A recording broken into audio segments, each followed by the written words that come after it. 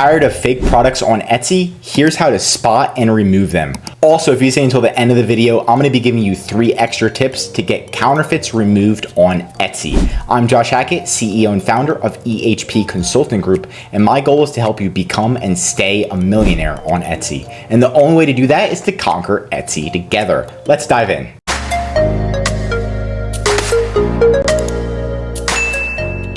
Now, number 1 is to identify the infringement. What are they infringing? Are they copying your item? Is it patent infringement, trademark infringement, copyright infringement? Is it something else? You want to figure out what this person is copying. Now, here's our client. It's Aculeaf, and they're making a lot of sales. It's a little clip. You can see what it is. You put it on your hand, and they have a patent. Now, they said they wanted to expand to Etsy. So we checked on Etsy, and we're about to start expanding, but we look and we see, what do people type in when they find this item? They type in like keywords like headache clip, clip to stop headaches. So we typed in headache clip, and lo and behold, there's an item right here that violates their patent.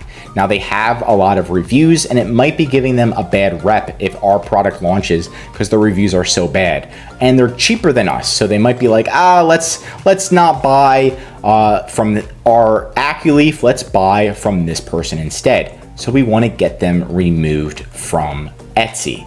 And we also triple checked that our design patent is very close to their product, so their product should be removed from Etsy. Number 2 is to contact the infringing party. Now, this is optional. You can attempt to contact them directly, so you can click on their listing and attempt to contact them, and it's going to say who the seller is. Down here, right, message Raphael. You can message them and saying, hey, like you violated our patent. Would you please, how many units do you have left? Can you sell out of maybe they only have 6 left. Can you sell out of this and not restock, right? So you can negotiate with them if you want. Now, you don't have to, this is optional. Just realize if you do contact them, they might lawyer up, and it might be a lot more difficult to get them removed. Step number 3 is to report them to Etsy. This is time to get those suckers removed for violating your intellectual property. So you're gonna go to etsy.com/legal/IP/report. It's not that much,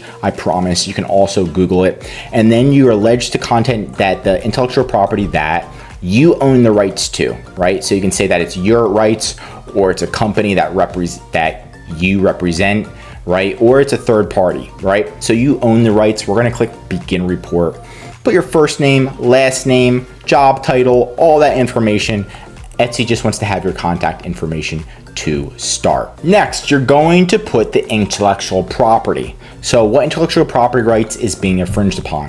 Is it counterfeit, patent, other? Now, we already talked about its patent and who owns intellectual property, right? And we already have the person's full name. It's literally on the patent. If you look at the trademark, it has who owns it. So make sure you put the right name, right? So you can put the right name, me, right? But put the right name. Are educational resources for the intellectual property available online, right? So you can just put resources. So this is where you're gonna put like the actual resource of the patent. So I showed you where the patent was and what it looks like. So this is the patent right here, and it's actually on Google. So we're gonna give them to Etsy, and there you go. There's their resource. That's educational for them. Now, what is the name or title of the patent? It's in the patent right here, right? Is there a name or a title? I'm just gonna give them the patent number. That's gonna work. Oh wait, yes. I might ask for the patent number, the name or title of the patent. So again, I guess you can do, the title is acupressure therapy device. There we go. So we're gonna put that into here. And then is it registered? You're gonna put the registration number, which is this one right here, just triple check. And then what is the jurisdiction of the patent? And then it literally says the United States. So you put United States, and then you click next. Now, after that, you're going to go to the infringing materials, and you can put the username, shop name, video of the shop, video. So you're just gonna put the information in. Right now, it's not asking for the actual product, which is interesting. But what we want to do is at least get this started, get the conversation open with Etsy. So we can actually click on the shop right here, get that shop name, and then we're going to put that in here, add shop name, click next, and then you're going to put that authorization in to get those removed.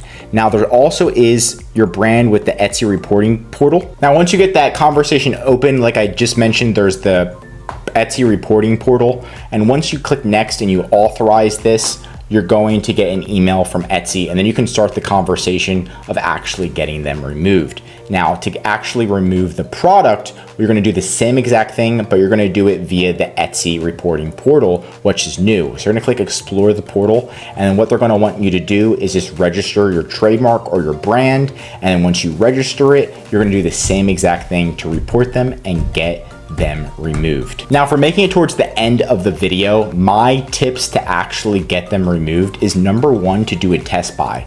So to actually purchase the product, and then once it's purchased, make sure it's delivered.